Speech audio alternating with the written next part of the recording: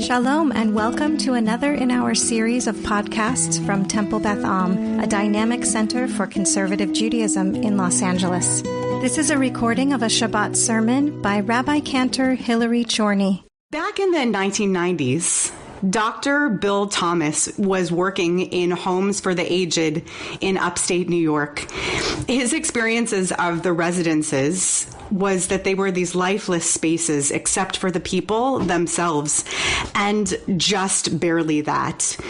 He found that so many of his patients were quiet, sort of spacey and distant, like the hallways that they lined in their rocking chairs. He was troubled by the museum-like quality of their human existence. And he was this 30-year-old inquisitive whippersnapper creative physician. So he came up with an experimental plan. The idea was to bring animals into the facility. Maybe dogs or cats, which he does, and also birds, 400 of them, parakeets, in pairs. And the day that the birds arrive on a large truck, so do their cages. But the trouble is that the cages themselves arrive unassembled. So Bill asks the bird delivery folks what he should do. And they say, how should we know? All they know is that they're leaving those birds at the facility one way or another. So Bill has the idea to take the hair salon and fill it with the birds until they've built the cages. And as they're assembling these cages one by one, someone has to dash inside the hair salon to grab a pair of birds out of the hair salon area, which is surrounded by windows. The residents begin to crowd the area and watch the drama, and they're laughing and pointing. It's clearly a major highlight of their week, maybe their month or their year. And Bill knows immediately, even before his menagerie has been fully emplaced at the facility, that his animal outreach is going to make a powerful impact on this place. What Bill understands implicitly, and then he studies this and gets to know it through the eyes of his patients, is that life under the duress of complete routinization is hardly life at all. Complete predictability can, in fact, be debilitating and soul-crushing. For the residents at this facility, they lacked even the promise of a possibility that someone or something might walk in the door and surprise them. And the resulting mentality was resignation. Resignation that there would ever be a day when they might expect to feel or see or experience something different than the day or the week before, besides maybe the weather outside. So when brightly colored birds began to squawk and flit about this makeshift aviary, it was the very definition of a rupture in their universe in the best possible way. An unexpected rift in routine, an uplift. And Bill knew instinctively that this was going to be life-giving and energizing. He could see it. When I heard the story of Dr. Thomas and the revitalization of nursing homes through animal companionship just about 4 years ago, I pictured the nursing home where Daniel worked throughout rabbinical school and the sense of relief I felt back then every time I departed that place. And then this story came flooding back to me just this past week when I found myself taking a video of a rather plump squirrel who has been visiting our bird feeder on a weekly basis. A video, friends. I was taking a video of a squirrel from inside my house, outside my house window. We named him Squirrel. And I realized then that I was reaching through my house window for a way out of the paralyzing stagnancy of quarantine. It's debilitating sometimes, the sense that nothing happens by chance anymore. Everything is planned. There are no conversations in hallways or over kiddush or cups of coffee. I haven't bumped into anyone at the grocery store in ages because I haven't been to a grocery store in over 10 months. I joke that COVID has robbed me of even my impulse buys because I used to get the occasional pack of gum at the checkout aisle, but now when I click through to purchase on Instacart, the computer algorithm has already figured out what my favorite go-to repurchases are. Just this last Sunday, it was one of those interminable, sullen epitome of lockdown days, the kind of day that feeds depression. I tried to work myself into some excitement over going to Target, where I drive up to have some pre-ordered espresso beans and shampoo put into my trunk, but the gray clouds just wouldn't part from my mind. And then the rest of the family made a plan to get into the car a little bit before sunset to drive out to Point Doom in Malibu. The 18-year-old Israeli Shinshinit, the Shnat Shirut visitor, Leah, who is doing her year of service pre-army at Beth, she lives with us, so she came too. And we pulled into a sandy cul-de-sac just as the sun touched the horizon. And then off to the south, we saw splashes. It was a pod of whales, tails flicking in the water, glints of great bodies sailing across the blue.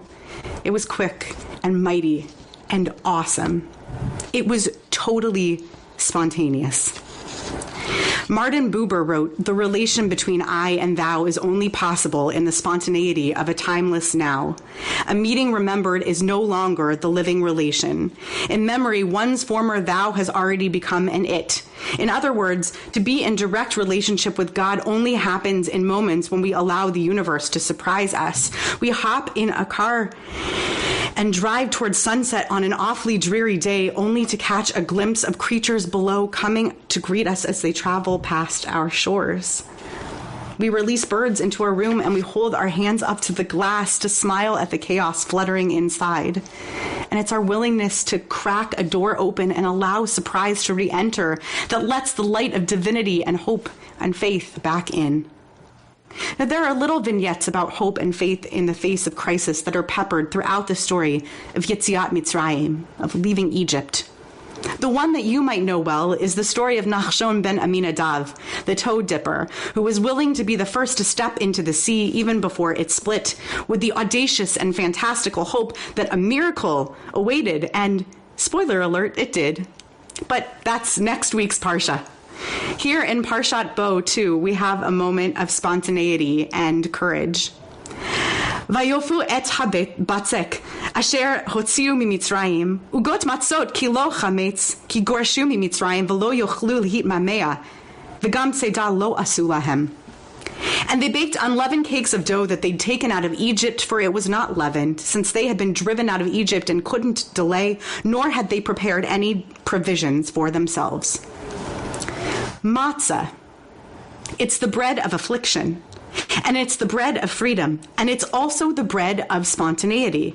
As this verse teaches us, the Israelites packed no provisions, and yet they did pack a little bit of dough, just to see what might happen, even if that very dough didn't have a chance to rise, even if they didn't know where they would bake it. They packed as if they might live to eat another day. And as Rabbeinu Bachya teaches on this verse, the Israelites didn't ask, how are we going to make it through this vast wilderness without provisions? I imagine them pulling the matzah from their sacks and staring at it in wonderment, realizing for the first time what they'd made. And then later they see in the very next chapter, as we reread the story every year, how we're commanded not only to avoid chametz, but to eat these ugot matzah for 7 days every year, and thanks Rabbinic Judaism, actually 8, and knowing that it's a reminder of what happens when we're willing to grab at life and embrace circumstances improvisationally, as if we trust that we are loved by an unending, universal love, sometimes called God, beyond our capacity to understand. When we were young once, maybe 25, we celebrated my birthday at a bar in New York City. And my sister-in-law, who's several years younger, she met us there with a large homemade cake. There was singing and slicing, and then the bulk of the cake remained. And as you do, when you are a wild extrovert like I am, we began offering slices of cake to the other patrons in the bar. Can you imagine this in COVID, by the way? We made new friends that night.